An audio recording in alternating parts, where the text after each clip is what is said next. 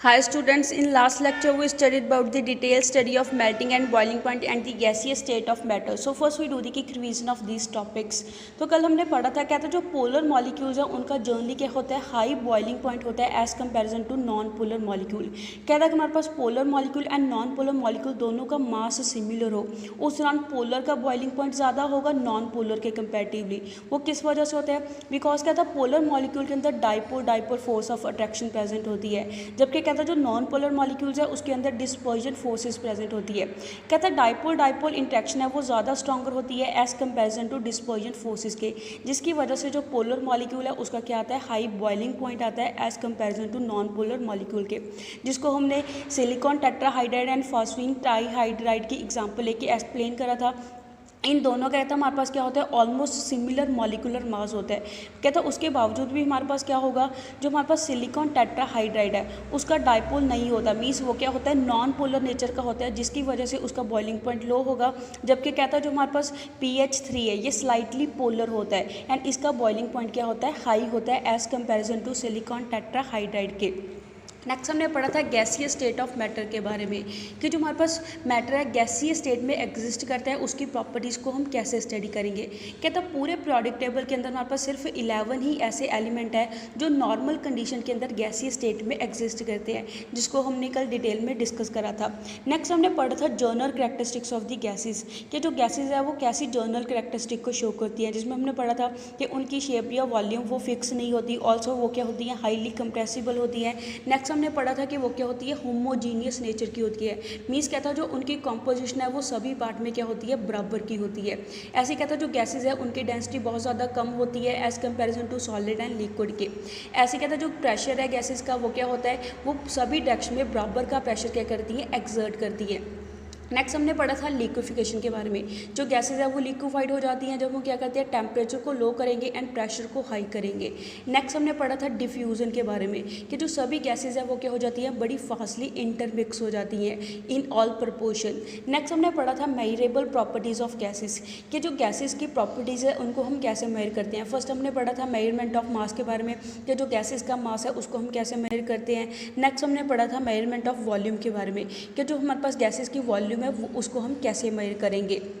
Next हमने पढ़ा था थर्ड प्रॉपर्टी को, that is measurement of pressure. कहता है जो गैसेज फोर्स लगाती हैं पर यूनिट एरिया के ऊपर उसको हम उसका क्या बोलते हैं, प्रेशर बोलते हैं। ऐसे हमने एटमॉस्फेरिक प्रेशर के बारे में पढ़ा था। कहता है एटमॉस्फेयर के अंदर जो गैसेज प्रेजेंट होती है वो धरती की सरफेस के ऊपर प्रेशर को अप्लाई करती है, जिसके कारण उस प्रेशर को हम क्या बोलते हैं, एटमॉस्फेरिक प्रेशर बोलते हैं। Next now we come to today's topic that is measurement of atmospheric pressure. आज हम पढ़ेंगे कि जो एटमॉस्फेरिक प्रेशर है उसको हम कैसे मेजर करते हैं। कहता है उसको मेजर करने के लिए हम एक इंस्ट्रूमेंट को यूज़ करते हैं जिसको हम क्या बोलते हैं, बैरोमीटर बोलते हैं। कहते हैं जो सिंपल बैरोमीटर है उसको हम कैसे बनाएंगे, एक ग्लास की ट्यूब ले लेते हैं जिसकी लेंथ कितनी होती है, 80 सेंटीमीटर लंबी ट्यूब ले लेंगे जो एक एंड से क्लोज होगी एंड उसके अंदर प्योर मर्करी को फिल करा होता है, जैसे आपको यहाँ पे फिगर नंबर 6 में शो हो रहा है। कहता हमने एक ग्लास की ट्यूब ली है 80 सेंटीमीटर लेंथ की एंड उसका एक एंड क्या होता है, क्लोज होता है एंड उसको इन्वर्ट करके डाल देते हैं, उल्टा करके एक ओपन वेसल के अंदर डाल देंगे एंड उसके अंदर मरकरी को फिल करा होता है। कहता है यहाँ पे जो मरकरी का लेवल है इस ट्यूब के अंदर ड्रॉप होता रहता है, मीन्स इसका लेवल है वो डाउन होता जाएगा, उतने टाइम तक उसका प्रेशर लो होता रहता है जितने टाइम वो किसके इक्वल नहीं हो जाता, बाहर वाले एटमॉस्फेरिक प्रेशर के इक्वल नहीं हो जाता। यही कहता हमारे पास रीज़न होता है कि जो पूरी की पूरी मरकरी है वो इस टेस्ट ट्यूब से बाहर नहीं निकलेगी। कहता है ये जो reason above the mercury level lie करता है, जैसे यह कहता है ये हमारे पास ट्यूब में इस मरकरी के लेवल के ऊपर जो खाली रीज़न लाई करता है इसको हम क्या बोलते हैं, वैक्यूम बोलते हैं। जो परफेक्ट वैक्यूम होता है मीन्स इसमें हवा वह प्रेजेंट नहीं होती है, जिसके कारण कहता है जो प्रेशर है मरकरी के कान कॉलम के अंदर वो किसके इक्वल होगा, बाहर वाले एटमॉस्फेरिक प्रेशर के इक्वल होता है। नेक्स्ट इज कहते हैं जो हाइट है मरकरी कॉलम की, मीन्स कहता है यहाँ पे जो मरकरी के लेवल की हाइट है वहाँ से हमें क्या पता चल जाता है, एटमॉस्फेरिक प्रेशर के बारे में पता चल जाता है। अगर कहता है हमारे पास एटमॉस्फेरिक का प्रेशर डिक्रीज़ हो उस दौरान ये हमारे पास जो मरकरी का लेवल है वो भी डिक्रीज़ हो जाएगा। अगर कहता है हमारे पास बाहर वाला एटमॉस्फेरिक का प्रेशर इंक्रीज़ हो उस दौरान जो मरकरी का लेवल है वो भी क्या हो जाएगा, ट्यूब के अंदर इंक्रीज़ हो जाता है। नेक्स्ट इज क्या था, यहाँ पे आपको बताया हुआ है ऑन दी अदर हैंड क्या था, जब हमारे पास एटमॉस्फेरिक प्रेशर इंक्रीज होता है उस दौरान जो हाइट है मरकरी की वो भी क्या हो जाती है, इंक्रीज हो जाती है ट्यूब के अंदर। क्या था, जो प्रेशर होता है एटमॉस्फेयर का वो कभी भी कांस्टेंट नहीं होता, वो प्लेस टू प्लेस या टाइम टू टाइम क्या होता रहता है, चेंज होता रहता है। क्या था, यहाँ पे एक चीज़ नोट करने वाली है कि जनरली हम मरकरी को क्यों यूज़ करते हैं बैरोमीटर के अंदर। क्या था, जो मरकरी है वो एज अ लिक्विड यूज़ होती है बैरोमीटर के अंदर, उसके दो रीज़न होते हैं। फर्स्ट इज़ क्या था, जो हाइट है कॉलम की बैरोमीटर के अंदर वो इन्वर्सली प्रोपोर्शनल होती है डेंसिटी के। मीन्स कहता है हमारे पास जो जितनी डेंसिटी ज़्यादा होगी उतनी हाइट है कॉलम के अंदर लिक्विड की वो क्या होती है, लेस होती है। जितनी डेंसिटी लेस होगी उतनी हमारे पास जो हाइट है कॉलम की वो क्या होगी, ज़्यादा होगी। दैट इज़ कहता है हमारे पास क्या है, जो लिक्विड है वो क्या होता है, डेंस होता है मरकरी का, जिसके कारण कहता है हमारे पास क्या होगी, डेंसिटी होने के कारण जो इसको हम क्या बोलते हैं, ये बेस्ट होता है बैरोमीटर के लिए, बिकॉज ये क्या करता है, कॉलम की कन्वीनियंट हाइट को सपोर्ट करता है। दूसरा रीज़न क्या है, कहता है जो मरकरी है वो वॉलेटाइल नहीं होती है, मीन्स कहता है जो उसके वेपर है वो नहीं बनते हैं रूम टेम्परेचर के ऊपर, जिसके कारण कहता है जो प्रेशर अप्लाई करते हैं vapours above the mercury column वो बहुत ज़्यादा स्मॉल होता है एंड उसको हम आसानी से निगलेक्ट मान के चलते हैं। Next is units of atmospheric pressure, कि जो एटमॉस्फेरिक प्रेशर है उसको किस यूनिट में हम मेजर करेंगे। दैट इज़ कहता है जो मैक्सिमम हाइट होती है मरकरी की वो कहाँ से सपोर्ट होती है, एटमॉस्फेरिक प्रेशर। मीन्स कहता है जो एटमॉस्फेरिक का प्रेशर होता है वहाँ से हम जो मरकरी की हाइट है वो क्या उतनी क्या हो जाएगी, इंक्रीज हो जाएगी। कहते हैं जो प्रेशर है उसको हम किस टर्म में एक्सप्रेस करते हैं, हाइट ऑफ मरकरी कॉलम की टर्म में क्या करते हैं, एक्सप्रेस करते हैं। एंड उसको हम किस यूनिट में चेंज कर लेते हैं, फोर्स पर यूनिट एरिया की टर्म में उसको क्या कर लेंगे, कन्वर्ट कर लेंगे। सपोज कहता है हमने क्या मान लिया है कि जो मरकरी की हाइट है वो कितनी है, h सेंटीमीटर हाइट है एंड उसका जो एरिया ऑफ क्रॉस सेक्शन है वो कितना है, a सेंटीमीटर स्क्वायर उसका एरिया ऑफ क्रॉस सेक्शन है जिस ट्यूब के अंदर हमने मरकरी को फिल करा है। कहता वो क्या करती है, एक्सर्ट डाउनवर्ड फोर्स, वो नीचे की तरफ को आती है, उतने टाइम तक नीचे की तरफ को मरकरी का लेवल आता रहता है जितने टाइम तक वो एटमॉस्फेरिक लेवल के इक्वल नहीं हो जाता, equal to the mercury column. क्या तो हमारे पास जो फोर्स पर यूनिट एरिया है उसको हम क्या बोलते हैं, प्रेशर बोलते हैं। तो यहाँ पे हमारे पास प्रेशर का फॉर्मूला क्या हो गया, is equal to force by area हो गया। ऑल्सो कहता हमारे पास जो फोर्स है वो किसके इक्वल होती है, मास इंटू एक्सेलरेशन के इक्वल होती है। तो यहाँ पे हम जो फोर्स की वैल्यू है ऊपर वाले फार्मूला में पुट कर देंगे, वहाँ से जो प्रेशर है वो किसके इक्वल आ जाएगा, mass into acceleration bye area के इक्वल आ जाएगा। मास को हम स्मॉल m के साथ डिनोट करते हैं, एक्सेलरेशन को स्मॉल g के साथ रिप्रेजेंट करते हैं एंड एरिया को कैपिटल A के साथ रिप्रेजेंट करते हैं। कहता है यहाँ पे जो m है वो किसको डिनोट करता है कि ट्यूब के अंदर मरकरी का मास कितना है उसको डिनोट करता है एंड जो स्मॉल g है वो एक्सेलरेशन होती है ग्रेविटी के कारण जिसको हम स्मॉल g के साथ रिप्रेजेंट करते हैं। अगर कहता है हमारे पास जो स्मॉल d है उसको हम क्या माने, डेंसिटी माने मरकरी की, उस दौरान जो मास है वो किसके इक्वल हो जाएगा, mass is equal to density into volume के क्या हो जाता है, इक्वल हो जाता है। जैसे हमें पता है मास का फॉर्मूला क्या होता है, डेंसिटी इंटू वॉल्यूम होता है। यहाँ पे जो कैपिटल V है वो किसको डिनोट करती है कि जो मरकरी है उसकी कितनी वॉल्यूम है ट्यूब के अंदर। कहता है इन सभी वैल्यूज़ को हम क्या करेंगे, ऊपर वाले प्रेशर के फार्मूला में पुट कर देंगे। वहाँ से हमारे पास जो प्रेशर है वो किसके इक्वल आ जाएगा, D इंटू वी। यहाँ पे m की वैल्यू पुट कर दी है, D into V density into volume into gravity divided by area के इक्वल आ जाएगा। कहता है यहाँ पे जो वॉल्यूम है, वॉल्यूम को कैपिटल V के साथ रिप्रेजेंट करते हैं, वो किसके इक्वल होगी, एरिया इंटू हाइट के क्या होती है, इक्वल होती है।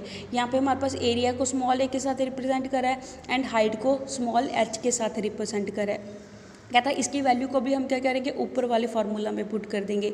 वहाँ से हमारे पास जो प्रेशर है वो किसके इक्वल आ जाएगा, h दैट इज़ जो हाइट है हमारे पास मरकरी कॉलम की उसके इक्वल आ जाएगा इंटू डेंसिटी इंटू ग्रेविटी के क्या आ जाता है, इक्वल आ जाता है। बाय इंटरनेशनल एग्रीमेंट कहता है क्या होता है, जो स्टैंडर्ड प्रेशर है वो कितना होता है, 1 एटमॉस्फेरिक प्रेशर होता है। उसको हम कैसे डिफाइन करेंगे, कहता है 1 एटमॉस्फेरिक प्रेशर के ऊपर जो मरकरी कॉलम है उसकी हाइट कितनी होती है, 76 सेंटीमीटर हाइट होती है ट्यूब के अंदर 0 डिग्री सेल्सियस टेम्परेचर के ऊपर एंड जो डेंसिटी है मरकरी की वो कितनी होती है, 13.5951 ग्राम पर सेंटीमीटर क्यूब होती है एट स्टैंडर्ड ग्रेविटी के ऊपर, दैट इज़ 980.665 सेंटीमीटर पर सेकंड स्क्वायर के ऊपर। कहते हैं यहाँ पे जो 1 एटमॉस्फेयर है उसको ऑल्सो हम क्या बोलते हैं, 760 टॉर के इक्वल होता है।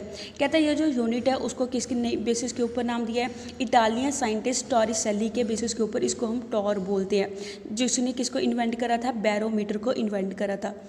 दस कहता जो 1 एटमॉस्फेरिक प्रेशर है वो किसके इक्वल होगा, 76 सेंटीमीटर ऑफ मरकरी के इक्वल होगा। जब कहता हमारे पास मरकरी कॉलम की हाइट कितनी होगी, 76 सेंटीमीटर होगी 1 एटमॉस्फेरिक प्रेशर के ऊपर। ऑल्सो कहता हमारे पास ये और किसके इक्वल होगा, 760 ऑफ मरकरी के इक्वल होगा, या फिर 760 टॉर के क्या होता है, इक्वल होता है। नेक्स्ट इज कहते हैं जो एसआई यूनिट है प्रेशर की वो क्या होती है, पास्कल होती है, जिसको हम किसके साथ नोट करते हैं, पी के साथ नोट करते हैं। इसको हम कैसे डिफाइन करेंगे, as the pressure exerted when a force of 1 newton act on a 1 metre square area. कहता है वो प्रेशर जब हमारे पास फोर्स कितनी लगती है, 1 न्यूटन फोर्स लगेगी 1 मीटर स्क्वायर एरिया के ऊपर, उस दौरान जो प्रेशर है उसको हम क्या कर बोलते हैं, इसका एसआई यूनिट में पास्कल को मेजर करते हैं। दैट इज़ कहता जो 1 पास्कल है वो किसके इक्वल हो जाएगा, 1 न्यूटन पर मीटर स्क्वायर के इक्वल हो जाएगा, या फिर 1 किलोग्राम पर मीटर पर सेकंड स्क्वायर के क्या हो जाता है, इक्वल हो जाता है। कहता है गैसेस के लिए ये जो यूनिट है वो बहुत ज़्यादा क्या होती है, स्मॉल होती है। एंड जनरली कहता है जो प्रेशर है गैस का उसको हम किस टर्म में एक्सप्रेस करते हैं, बार की टर्म में एक्सप्रेस करते हैं। तो कहता है हमारे पास 1 बार किसके इक्वल होता है, 100 किलो पास्कल के इक्वल होगा, या फिर 10⁵ पास्कल के इक्वल होगा। कहता है जो पास्कल एंड बार है ऑल्सो कहता है ये कैसे रिलेट करती है एटमॉस्फेयर के साथ। जैसे कहता है जो 1 एटमॉस्फेयर है वो किसके इक्वल होगा, 1.01325 बार के इक्वल होगा, या फिर 1.01325 इंटू 10⁵ पास्कल के इक्वल होगा, या फिर इसको हम किलो पास्कल की टर्म में किसके इक्वल होता है, 101.325 किलो पास्कल के इक्वल होता है। ऑल्सो कहता है जो 1 बार है वो किसके इक्वल होता है, 0.987 एटमॉस्फेयर के इक्वल होता है।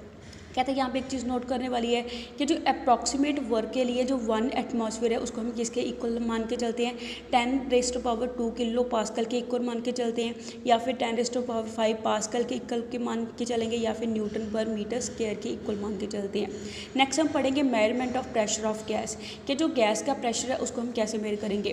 दैट इज़ कहते हैं जो प्रेशर ऑफ गैसेज है उसको हम कैसे मेजर करते हैं, उसको हम मैनोमीटर के साथ मेजर करते हैं। कहते हैं उसके लिए हम 2 टाइप के मैनोमीटर कॉमनली यूज़ करते हैं। First is open and manometer and second is close and manometer. First हम पढ़ेंगे ओपन एंड मैनोमीटर के बारे में। कहता है जो ओपन एंड मैनोमीटर है उसके अंदर क्या होता है, यू शेप की ट्यूब होती है, जिसकी एक लिम्ब छोटी होती है, दूसरी लिम्ब क्या होती है, बड़ी होती है। जैसे आपको यहाँ पे शो करा हुआ है। ओपन एंड मैनोमीटर के अंदर कहता क्या होता है कि एक लिम्ब छोटी है, दूसरी लिम्ब क्या है, बड़ी है। ऐसे कहता है इसके अंदर हम क्या कर देते हैं, पार्टली फिल्ड मरकरी, इसको आधा क्या कर देंगे, मरकरी के साथ फिल कर देंगे। कहता है जो छोटी लिम्ब होगी उसको किसके साथ कनेक्ट करते हैं, कि वैसल के साथ कनेक्ट करती है। जैसे आपको यहाँ पे शो करा हुआ है, कहते हैं ये जो छोटी लिम्ब है उसको एक वैसल के साथ क्या करा है, कनेक्ट करा है। इस वैसल के अंदर कहता है क्या फिल होती है, गैस फिल होती है। ऐसे कहता है जबकि हमारे पास जो लॉन्गर लिम्ब है वो क्या होती है, ओपन होती है। जैसे आपको यहाँ पे शो करा है कि जो लंबी लिम्ब है वो क्या है, ओपन है, वो ऊपर से बंद नहीं है, खुली लिम्ब है। कहता है हमारे पास क्या होता है, जो मरकरी है लंबी लिम्ब के अंदर उसके ऊपर हम क्या करते हैं, एटमॉस्फेरिक प्रेशर उसके ऊपर क्या होता है, अप्लाई होता है। जबकि कहते हैं जो मरकरी है छोटी लिम्ब के अंदर उसके ऊपर जो गैस है उसका प्रेशर अप्लाई होता है। जैसे आपको यहाँ पे शो हो रहा है, कहते हैं बड़ी लिम्ब है, बड़ी लिम्ब के ऊपर बाहर वाला एटमॉस्फेरिक का प्रेशर अप्लाई हो रहा है, जबकि कहते हैं जो छोटी लिम्ब है उसको गैस वाले वैसल के साथ कनेक्ट करा है, जिसके कारण कहते हैं जो गैस है इस छोटी लिम्ब के मरकरी लेवल के ऊपर क्या करती है, प्रेशर को अप्लाई करेगी। कहते हैं जो हमारे पास डिफरेंस आता है मरकरी के लेवल में दोनों लिम्ब्स के अंदर, वहाँ से हमें क्या चीज़ पता चल जाती है कि प्रेशर में कितना डिफरेंस है दोनों साइड के ऊपर, उसके बारे में पता चल जाता है। जैसे कहता है atmospheric pressure minus gas pressure करके हमारे पास क्या आ जाएगा, डिफरेंस इन मरकरी लेवल आ जाएगा दोनों कॉलम के अंदर।